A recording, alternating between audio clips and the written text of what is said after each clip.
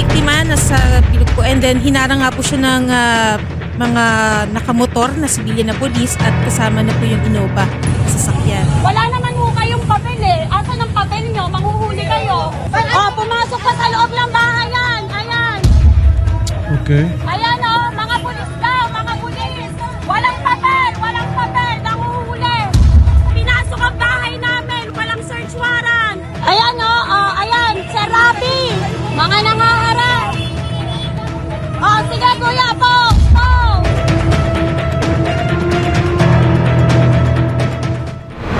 Okay. Magandang hapon po sa inyo. Good afternoon po, Sir Rafi. Okay, kwento po sa amin yung pangyari. Merong humarang at pumasok at walang talang papel, sabi nyo. Apo. Bali, March 19 po kasi, 8 a.m. May hearing po kami sa Hall of Justice ng Taguig. So, after po nung hearing po namin, naghiwa-hiwalay na po kami. Then, yung kapatid ko po is dumaan po siya sa likod po ng Hall of Justice sa may barangay Central Bikutan po. Then, sa Central Bikutan po, dumaan po siya doon. Nung nag-review rin po kami sa CCTV, may nakasunod na po sa kanya. Then, ayun na po, yun na po yung CCTV na yon. Then, mga 10 a.m. po, may pumasok po sa compound po namin. Bali, sabi po nila is mga pulis daw po sila. Hot pursuit daw po. Nanutok daw po ng baril yung kapatid ko after hearing daw po. Okay. Then, ang sinasabi po nila, kaya daw po wala silang warrant or search warrant is, yun nga po, nanutok ng baril. Bali, 5 bahay po yung pinasok nila, 2 tenant po namin. Then, yung tita ko po nakaka-opera lang at yung bahay po. May nangyari ba talagang panunutok? Wala po kaming baril. Wala po siyang baril, Sir Rafi. Okay, so hot pursuit, kaya pinasok yung compound, 5 bahay, Opo. pinasok ng mga pulis. Opo. At dun sa 5 bahay na yon, wala silang dalang search warrant o warrant of Wala arrest kung ano po. pa man.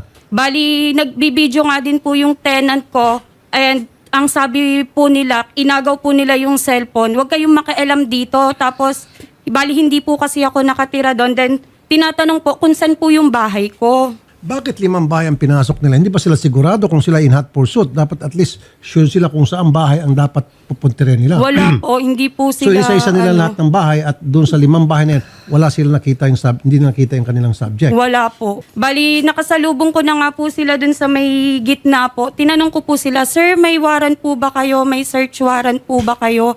Bakit ho na mamasok po kayo ng bahay? Sabi nila, yung compound daw po namin is public place. Private property po namin. Yung buong compound po is pamilya po namin. Then may mga tenant po kami. Tapos ang sabi po sa akin nung mga nakasibilya ng pulis na, huwag ka nang makialam dito. Okay, Wala pero kang pinasok alam sa na mismo batas." yung bahay. Pinasok na po nila. Ilang unit po ang pinasok ni Mac? 5 po. Paano nila napasok po yung bahay? Bali, ang inuna po nila is yung bahay po ng lola ko. Naliligo po yung lola ko. And pagkaligo po niya, may tumadyak po sa Pinto. yung pintuan. Main door. Opo. Okay. Sa second unit naman, ganun din? Opo, sa second unit, ganun din po. Third, fourth, fifth. Opo. Tapos isang subject ay nahanap nila. Opo. Yung kapatid mo nanunutok to ng baril. Opo. Kaya they're in hot pursuit of this subject. Opo. Okay. Now, ano po naging ending? Bali, ayun na po, nag-ano na po sila na, nag-alisa na po sila kasi nga po ang ano po nila nagkakagulo na ho sa labas. Ang dami na hong nagbibideo sa kanila. Nung hinihingan po sila ng coordination ng barangay, tapos yung hinihinga na po sila ng papel, kahit po yung mga nasa labas po naming mga kapitbahay nagbibideo na po dahil malaking iskandalo po yung ginawa nila. Okay. Ang dami pong na-trauma. Naalala ko tuloy itong bonnet gang na basta-basta na pumapasok na lamang mga pulis nang walang kaukulang papeles. At ang sinasabi nito mga pulis ay yung sa bonnet gang, sila ay yung nagmamanman at meron doon silang warrant, nasa bulsa, etc. etc. Sabi ko nga sa kanila, kaya nyo napasok yung bahay ng Vicente family sapagkat sila ay mahirap. Subukan nyo pasukin ang bahay ng mayaman, may kalalagyan kayo. Kaya itong mga pulis na ito, winawalang hiya nila pag mahirap. Pag mayaman, di nila kaya. General, magandang hapon po, sir. Magandang hapon po, Apo Senator. General, ito pong sumbong sa amin, itong mga pulis ng Taguig na kung saan in hot pursuit daw sila pero 5 unit ng apartment ang kanilang pinasok na walang dalang papeles at pinagsisipa ang pinto. However, wala naman sila nakitang target doon. So dito may nakita po akong violation, General. Titignan po natin kung kailan nangyari. Ayon doon sa aking unang nakausap, nangyari po to nung March 19, 2024. So mag-backtrack po tayo kung anong tunay na nangyari. Opo. At nagsasalaysay naman itong ating complainant na pinasok at ang sabi ay may hot pursuit. Titignan natin, identify natin kung sino yung mga tao na yon. General, kung tama ho ba yung naging actuations ng ating kapulisan, okay, sabihin na natin totoo na meron silang hinahabol dahil nanutok daw ng baril ang kanilang subject, pero 5 bahay, sunod-sunod ang pinapasok nila, pagsisipain ng pinto. Tama ho ba yun? Kung meron silang hinahabol, dapat they are so sure na meron silang hinahabol. Pero sa pagpasok nila sa 5 bahay na uncertain sila, walang reason para pasukin nila, lalong-lalo na ginamitan nila ng pagsipa ng pinto at pagtutok ng baril. Imbestigahan po natin ng mga Very bahay. good. Sige po, General. Sige, pupunta po kami sa inyong tanggapan, General. Samahan po namin itong mga complainant para ma-identify po yung mga pulis na inireklamo ng Taguig. Salamat po, General. Sir, magandang hapon Maraming po. salamat din po, Sir Senator. At bukas po ang aking opisina, lalong-lalo na mga operatiba dito sa regional headquarters, lalong-lalo na sa mga mali na gawain ng kapulisan. Thank you po. Yan sinasabi ko, Sheriff. Marami matitinong pulis. In fact, napakarami kong kaibigan ng mga pulis na mamataas pang rango. Pero kukunti lang ang mga salbahe. Kaya lang itong kukunting salbahe, pag gumawa ng kasalanan, sagad to the bones, ika nga. Kaya nadudungisan yung imahen ng kapulisan na matagal nang pinaganda ng marami sa miyembro ng PNP. Tulad nito mga taga-Taguig. See? At tulad ng taga-Bonet. Yan sa Bonet, di pa tayo tapos sa hearing ha. Babalik ako dun sa hearing. This time, makikita nyo yung bangis na babalik sa inyo dahil sa ginawa nyong kawalangian sa ating mga pobreng kababayan. Binibaby-baby kasi sila. Although, inamin naman ni Chief Bato na hindi naman sila binibaby. Subukan natin, tingnan natin sa susunod na hearing. May kalalagyan kayo mga taga-Bonet ha. Yung Bonet gang dyan sa ano. Ikaw, yung PD, isa ka pa. Yung PD na dinismiss ko na, nag-usap na kami ni Bato eh. Nirelieve at pagkatapos binalik din. Ang titibay ng mga mukha nito mga taga Bulacan PNP. Yung particular tong Bonet gang.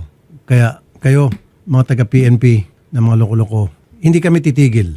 Hindi lalo na ako hanggat yung mga bulok na itlog dyan sa inyong hanay ay isa-isa, one at a time, ay malinis at madisiplina. At isa dito si Major General Jose Melencio Nartates na tutulong na para malinis yung organisasyon. Ito yung pulis na talagang hands-on. He doesn't tolerate yung mga misfits dyan sa PNP. Salamat po, General Nartates. Sir, saludo po ako sa inyo. General Jose Melencio Nartates Jr., Chief, NCRPO. Malay mo baka soon to be PNP Chief. Who knows? Ma'am, sasamahan po namin kayo kay General Nartates. Immediate investigation po gagawin natin at yung may sala talaga mapaparusahan. Yes po, At sir. kausap natin kataas-taasan na po sa NCRPO. And ano ko lang din po, Sir Rapi, na kung halimbawa po may mangyari po sa akin at sa pamilya ko po, sila lang po yung aano sa amin. Tama po, buti na banggit niya. Kasi pag pupunta tayo kay General Nartates, babanggitin po natin yan. Siyempre, ipapatawag po yung mga pulis na involved, pati yung hepe ng unit na yon. Lahat sila magkakaroon po tayo ng paghaharap doon po sa tanggapan ni General Nartates. Maayos po natin to. And of course, itong mga pulis, nadidiin na sila ngayon, hindi na sila gagawa ng kalokohan dahil lalo sila madidiin. Opo, Ngayon, mapaparusahan lang sila, masisibak. Pag gumawa sila ng more than that, baka makulong pa sila. Okay? Sige ma'am, sasamahan kayo ng mga staff namin. Bukas na bukas din. Sige Okay, po. sige. Ma'am, sige po. Sige po. Sige, Thank you po. sasamahan. Salamat Yes po. ma'am, Magandang ingat hapon po po. kayo. Nakakalungkot na itong mga pulis natin recently, patindi na patindi itong mga ginagawang pang-abuso. Bakit? Ito, ina-address ko yung mga abusadong pulis, yung mga barumbadong pulis, yung mga pulis. Bakit pag mayaman, hindi nyo kaya na pastanganin ang karapatan? Pag mahirap, kaya nyo. Alam niyo na sagot yan. Tingnan mo itong Taguig PNP. 5 bahay pinagsisipa yung pinto. They're in hot pursuit. Sabi ko nga nung sa hearing gawin nyo kaya sipain yung bahay ni General Bato de la Rosa kasi meron kayo hinahabol na suspect. Yan yun Dito sa Pilipinas parang bawal ang maging mahirap. Dahil pag ikaw ay mahirap, pipitik-pitikin lang ang iyong karapatan. Tatapak-tapakan. Lalo itong Bonet Gang. Bonet Gang, I'll take this personally. Really. Hindi ako titigil hanggat hindi ka maparusahan. Kahit saan tayo makarating. Bonet Gang, tanda mo yun. Pati ikaw, PD. I will not stop hanggat saan tayo makarating. Ikaw, PD at saka Chief of Police. Diyan sa Bulacan na kung saan nangyari itong Bonet Gang. I will not stop. Believe me, believe you. Kung hanggang saan tayo makarating, matira matibay dito. And I will pursue lahat ng legal means na para may kalalagyan kayo. Tandaan niyo yan, ha, PD. Yung ikaw PD doon sa hearing at ikaw yung chief of police. Tandaan yan. Saan ka nakita na talagang saksakan ng pagkasinungaling? Ginawa parang kengko yung Senado. Pinaglalaruan. Lahat ng klaseng kasinungaling sinabi na para makalusot lang. And this is not the first time. Meron pa yung isa. Yung sa Tupada, may nahabol yung pulis na nag-race sa Bulacan. Tapos, hindi na nila makita. Napadaan sila sa isang kalsada. May sa beranda, may nakatayo na lalaki doon. Agad dinampot, pinasok yung bahay. Tapos sa loob ng CR may gumagamit. Sinipa yung CR. Gumagamit pa ng CR yung tao doon. Hinila, hinakot 3, 4 ata. Dinala sa presinto. Opo. Ganon katindi. Bakit nangyari yon? Mahirap kasi. Yun dinampot nila. Gawin nyo yun sa mayaman. Hindi nyo kayang gawin yun. 101%. Kailangan nyo dumaan sa proseso, kukuha kayo ng warrant, search warrant, i-casing nyo pa, etc. Pag mahirap, walang warrant. So, sipain lang pinto. Mahirap lang yan eh. Yun yung nasa kukote nito mga tarant police. Di ba?